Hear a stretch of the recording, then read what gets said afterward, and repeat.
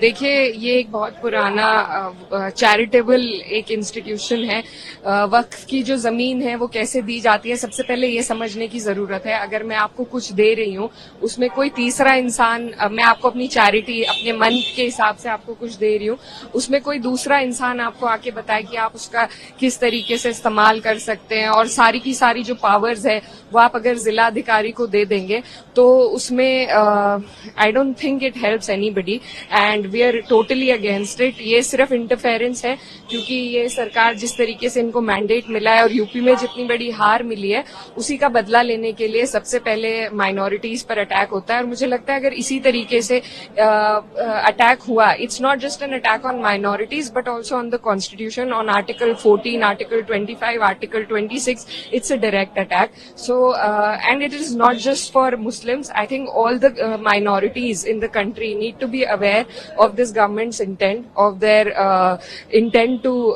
interfere with one's personal beliefs and religious institutions. So I think this is not what my country stands for. This is not what my constitution stands for, and we stand against this bill and we will oppose it tooth and nail. यहाँ पर जो bill है government की तरफ से बोला गया, जो पीड़ित, खासकर बार बार बोला गया, जो पीड़ित मुस्लिम महिलाएं हैं उनको इंसाफ दिलाना है, जो पीड़ित मुसलमान हैं ये धर्म से इसको बिल्कुल जोड़े नहीं जाना चाहिए। ऐसा बिल्कुल भी नहीं है कि मुस्लिमों के खिलाफ क्लियरिटी इसमें है, उसके बावजूद क्यों आप लोगों को लगता है कि this is against the religion, ये मुस्लिमों के खिलाफ है? देखिए, सुपरफिशियली ये जो सरकार है कुछ भी बदलाव लाने के लिए हमेशा महिलाओं का इस्तेमाल, मैं खुद एक मुस्लिम महिला हूं और मैं बहुत अच्छी तरीके से, पहले भी जब ट्रिपल तलाक का बिल आया था तो भी यही कहा गया था, पर मेरी मांग भी थी, मैंने मिनिस्टर ऑफ एजुकेशन से मांग करी थी कि आप अगर महिलाओं के लिए कुछ करना चाहते हैं तो आप उन्हें पहले पढ़ाइए, और अगर ये उसमें महिलाओं को इंक्लूड करना चाहते हैं वो एक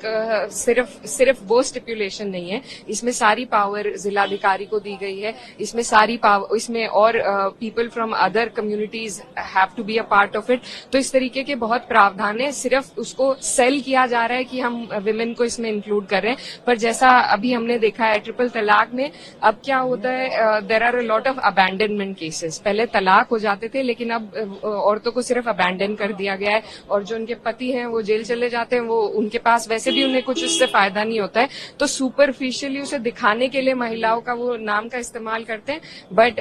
इंटेंट जो उनकी है वो पूरा विपक्ष, पूरा देश और सब लोग समझते हैं, and I think all the minorities of this country are together in it and we will oppose it. Thank you.